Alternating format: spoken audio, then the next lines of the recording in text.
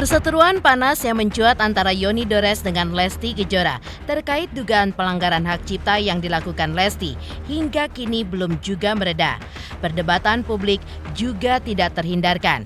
Media sosial dipenuhi dengan komentar pro dan kontra. Sebagian mendukung langkah Yoni, sementara yang lain mempertanyakan apakah laporan tersebut memiliki tujuan tersembunyi, yakni tudingan akan memeras Lesti. Dan kini beredar sebuah rumor bahwa lagu-lagu Yoni Dores beresiko diboikot akibat berkonflik dengan Lesti. Spekulasi pun semakin liar memunculkan berbagai dugaan bahwa Yoni pun ingin memeras Lesti. Namun, di tengah pusaran isu yang beredar, Yoni pun akhirnya buka suara. Ia pun menegaskan bahwa ia pun hanya ingin meminta kejelasan terkait penggunaan karyanya tanpa izin. Lantas bagaimanakah reaksi Yoni Dores terkait ancaman salah satu petinggi stasiun televisi swasta yang akan memboikot lagu-lagunya? Seperti apa pula tanggapan asisten Yoni Dores terkait ancaman boikot tersebut? Lalu, bagaimanakah tanggapan praktisi hukum Tamil Selvan terkait polemik dugaan pelanggaran hak cipta yang melibatkan Lesti dengan Yoni Dores?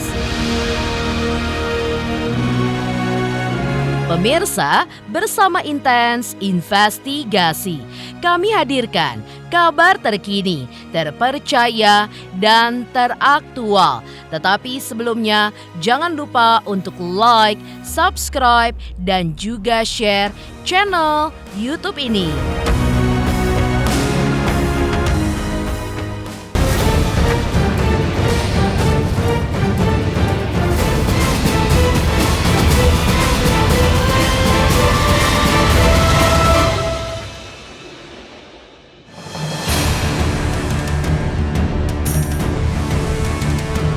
Imbas mulai dirasakan oleh Yoni Dores pasca menyulut perseteruan dengan Lesti Kejora terkait dugaan pelanggaran hak cipta yang dilakukan oleh penyanyi dangdut asal Cianjur itu.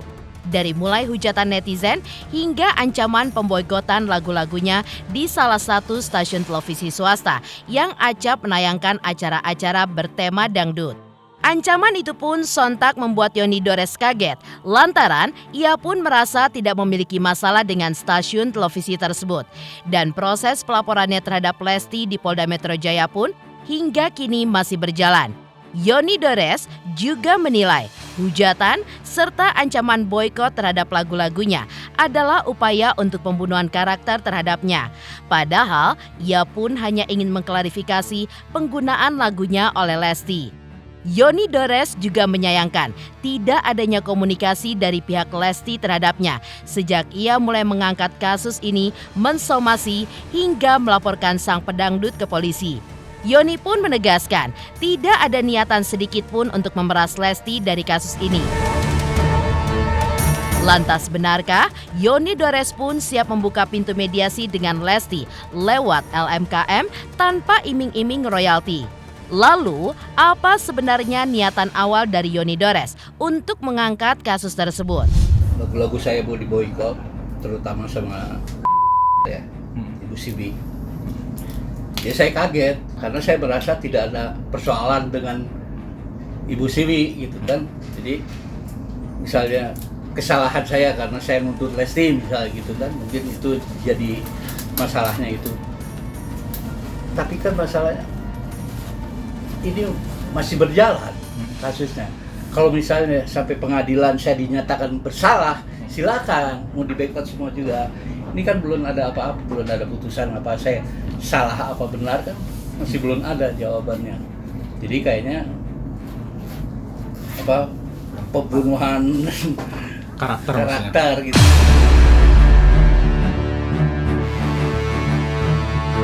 Saya anggap ya mereka tidak tahu gitu, tidak tahu masalahnya. Karena yang punya persoalan pun nggak tahu masalahnya gitu, apalagi orang lain kan gitu. Nah seperti sekarang Lesti sendiri, tahu nggak sih sebenarnya apa nih masalahnya gitu? Kok jadi melebar soal dia nyanyi di TV di mana? Nggak ada, saya nggak tutup itu. Saya hanya ingin ketemu Lesti awalnya cuma itu, ingin konfirmasi benar ini Lesti yang nyanyi di mana? inisiatif Lesti apa siapa yang uploadnya. Yo iya nanya, wajar lah, saya yang punya lagu pengen nanya gitu. Kan pasti tahu lah itu punya siapa barang itu kan gitu. Siapa? Jangan sampai dia lagi yang salah gitu kan. Saya cuma saya pengen ada pembicaraan aja dari Lesti seperti apa gitu. Kan Lesti bukan cuma yang diajuin sama saya aja, banyak sekali kan nyanyi lagu saya, di mana-mana selalu nyanyi lagu saya. Masa bukan penciptanya kan? Nah, ya. Dia bawain lagu saya kemana-mana. Sudah komunikasi, saya clearin. Berarti belum ya bisa? Belum sama sekali, padahal kan udah dari Polda, udah apa, ya nggak tahu mungkin. Nggak tahu niatnya. Jadi kalau saya tidak ada niat apa-apa, tadi saya jelasin, saya hanya ingin konfirmasi dari Lesti masalah lagu ini. Ini misalnya Bumi ini buat contoh penyanyi lain yang baru-baru kalau pakai Assalamualaikum nama penciptanya, tulislah pencipta lagunya. Jangan maksudnya masa nyanyi lagu tapi nggak kenal penciptanya gitu kan. Sementara kan dia nyanyi juga pasti dibayar kan.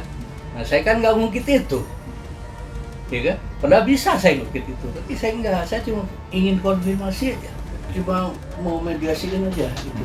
Poin-poinnya kalau boleh tahu? Bisa, kapan aja. Kami kita minum kopi yang sini, oke? Nggak masalah, saya siapa aja yang mau mediasiin. Oke, cuma balik lagi, saya tujuan dari awal saya nggak ada apa-apa, ya. Yang perlu saya tekan, jauh-jauh lah pikiran untuk saya memeras Lesti. Itu haram buat saya.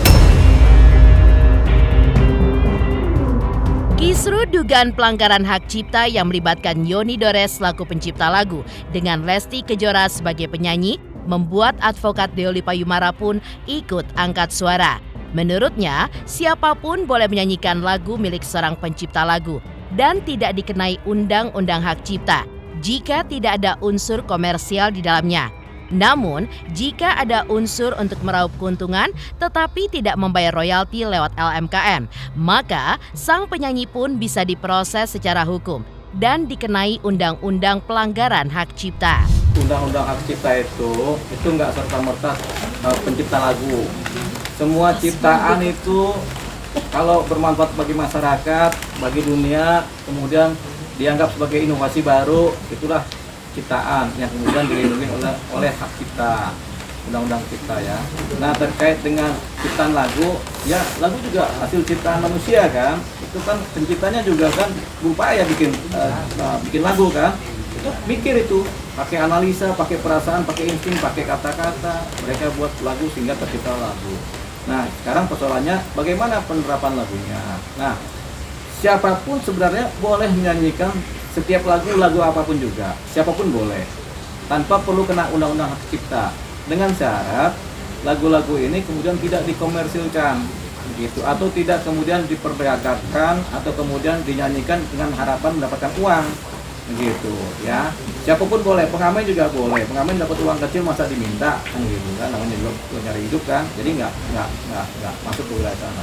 Nah, ketika terkait dengan ciptaan lagu yang dikomersilkan itu begini. Jadi misalnya ada lagu, ada penciptanya, kita nyanyikan dalam satu konser yang berbayar, dikomersilkan lagu ini, itulah kena undang-undang cipta.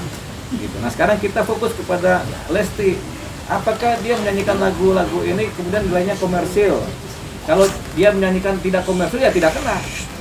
Nah, kalau dia menyanyikan lagu-lagu ini secara komersial, misalnya ditangkap suatu event, kemudian suatu acara, tapi acara atau event ini kemudian membayar royalti kepada suatu lembaga yang menaungi mengenai ciptaan lagu, yang nggak kena juga, begitu. Nah, atau si Lesti kemudian menyanyikan lagu yang kemudian eventnya ada, berbayar juga, tapi kemudian ada pihak lain, ada orang yang nonton kemudian mengupload kepada YouTube-nya, ya Lesti nggak kena juga, begitu. Kecuali Lesti nyanyi, dia punya niat dengan sengaja dan niat jahat pengen meraup keuntungan, dia bernyanyi meminta supaya penonton bayar pakai event, kemudian tapi nggak bayar royalti kepada pihak lembaga LMKN, ya sudah, dia diproses. Sebenarnya pencipta lagu ini dalam undang-undang hak cipta sudah dilindungi, melalui LMKN, melalui wadah-wadah. Tinggal wadah ini ngasih nggak kepada pencipta lagu. Nah ini persoalannya. Kebutuhan di situ, kalau si pencipta lagu sudah bikin lagu banyak-banyak, tapi kemudian dinyanyikan secara populer, tapi dihargain juga tidak, dikasih duit juga tidak, begitu kan? Akhirnya kan nelongso. Akhirnya begini, kalau kita biarkan ini berjalan seperti ini, nanti kasihan pencipta lagu, mereka yang capek berkarya, mereka nggak dapat apa-apa. Kita juga harus fair. Pencipta lagu harus mendapat, penyanyi juga harus mendapat, penikmat juga harus membayar, kan begitu. Kalau LMKN bilang, oh kami cuma bertanggung jawab di A, duitnya dia terima tapi A doang. Sebenarnya dia punya duit kelebihan kan, dia harus mengcounter B gimana caranya. Itu tanggung jawabnya LMKN, bukan disuruh pencipta suruh kerja sendiri, penyanyi suruh berantem, kan begitu. Ini nggak bagus. Kondusivitas dari ciptaan lagu, pencipta dan penyanyi menjadi nggak bagus. Sebenarnya ini harus ditengahi oleh LMKN. Kalau mereka bilang, oh kami nggak bertanggung jawab dengan mekanika, ya nggak begitu. Mereka harus bertanggung jawab terhadap semua persoalan-persoalan ciptaan lagu dan persoalan-persoalan yang menyanyikan. Mereka harus bertanggung jawab. Gitu. Jadi ini ada bolongnya di situ, di mana mereka tidak bertanggung jawab. Enak di dia, nggak enak di yang lain kan begitu. Jadi itu persoalannya. Nah, makanya ini kita akan kejar ke LMKN sebenarnya. Bagaimana sih mekanismenya? Kalau memang masih bolong di situ, kita bikin undang-undang baru untuk mengatasi ini. Gitu. Berarti ada perbaikan terhadap undang-undang hak cipta khusus mengenai ciptaan lagu dan bagaimana dinyanyikannya. Agar kasus ini pun jelas dan tidak melebar tidak tentu arah, Deoli Payumara juga menyarankan agar Yoni Dores dan Lesti Kejora untuk segera bertemu dan juga berdamai.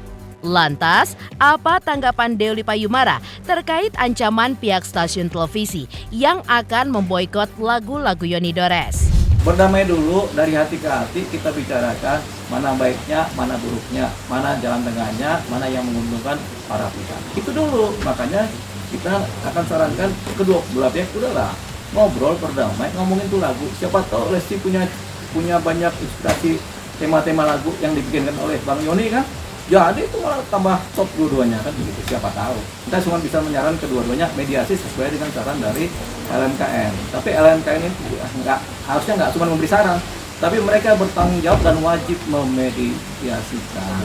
Ya jangan gitu juga, begitu. Jadi orang udah ciptain lagu capek-capek diboikot hanya karena tersinggung atau itu berlebihan. Kita catat siapapun yang memboikot terhadap lagu-lagu orang ciptaan itu namanya berlebihan. Dan setiap yang berlebihan nggak bagus. Boikot-memboikot itu nggak bagus. Menepikan reaksi Yoni Dores terkait ancaman salah satu petinggi stasiun televisi yang mengancam akan memboikot lagu-lagunya. Lalu, seperti apa pula tanggapan asisten Yoni Dores terkait ancaman boikot tersebut? Selamat untuk intens investigasi karena sudah mencapai 3 juta subscribers di YouTube. Sukses selalu dan all the best.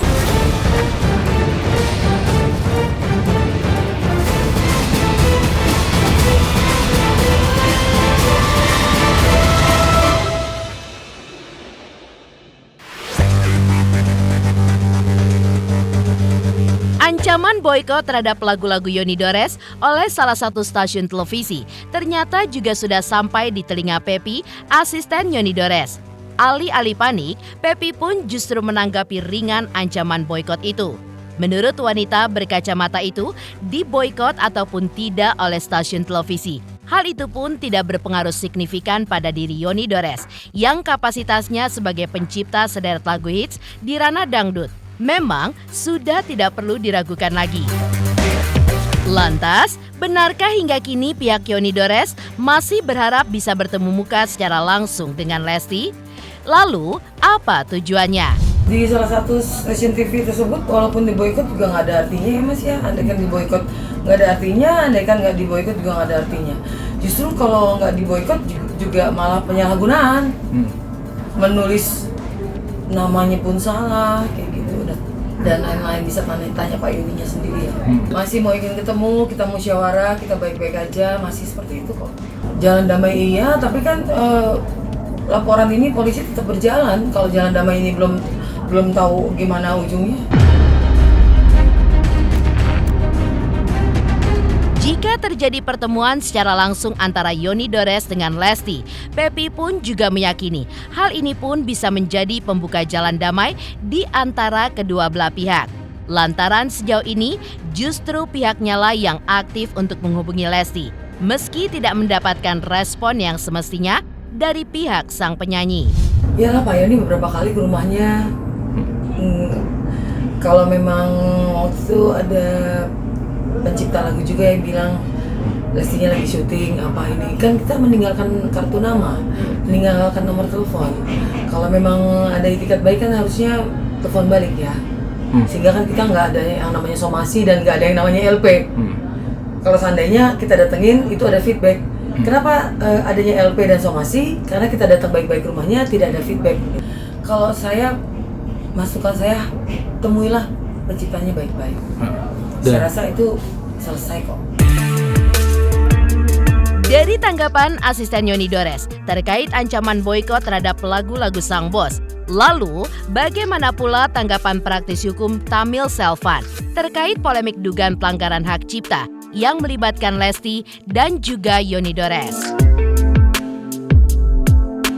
Selamat untuk intens investigasi 3 juta subscriber, luar biasa sekali 3 juta. Ya pokoknya semakin sukses lah dan bisa menghadirkan sesuatu yang memang baik untuk diperlihatkan.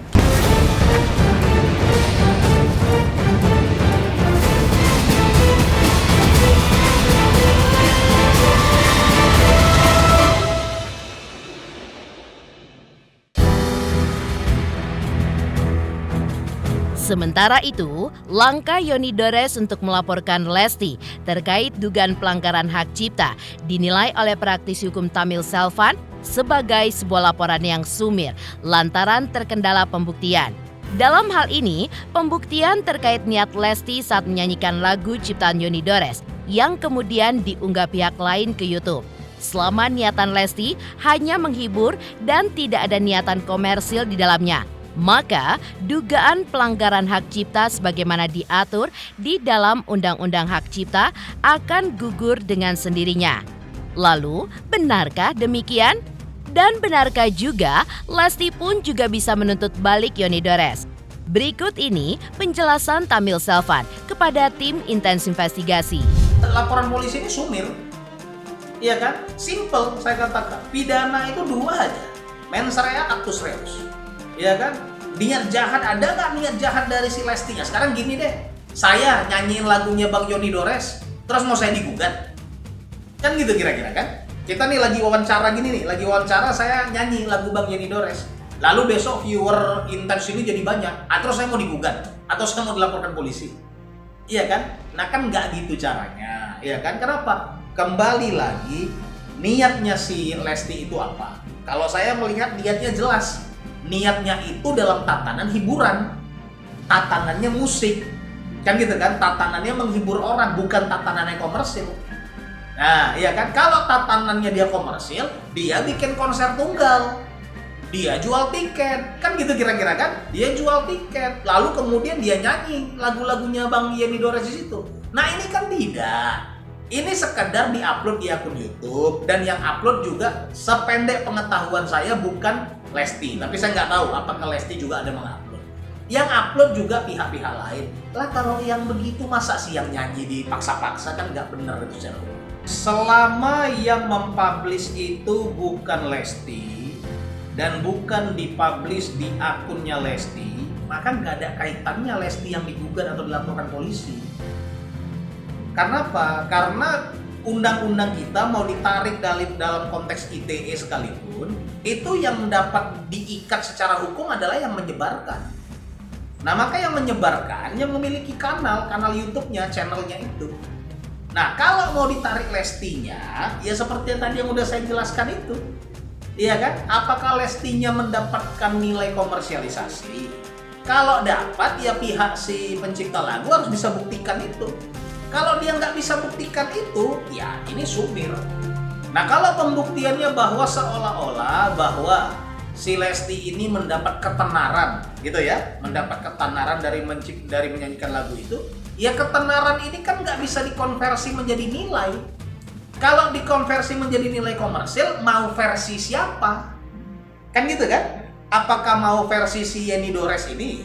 Ya kan, siapa? Yeni Dores apa? Yoni Dores, apakah mau versi si Yoni Dores? Nah, kalau mau cara gitu, maka saya katakan, si Lesti juga mampu. Justru karena saya menyanyikan lagu kau ini sekarang jadi terkenal. Lagumu memang dulu terkenal, tapi sudah redup. Sekarang karena saya nyanyikan, maka itu menjadi terkenal. Dan keterkenalan itu saya konversi juga menjadi nilai komersialisasi yang mungkin akan kau dapat. Nah, kan jadi debat kusir yang nggak ketemu. Demikian pemirsa, kabar terkini, terpercaya, dan teraktual yang kami hadirkan hari ini. Saksikan terus Intens Investigasi setiap hari Senin sampai dengan Jumat tayang 5 kali sehari dan Sabtu tayang 3 kali sehari, yaitu pada pukul 11 siang, 12 siang, 3 sore, 5 sore, dan 6 sore. Tentunya hanya di YouTube channel. Dan pastikan jangan lupa untuk like, subscribe, share, dan komen channel Intens Investigasi.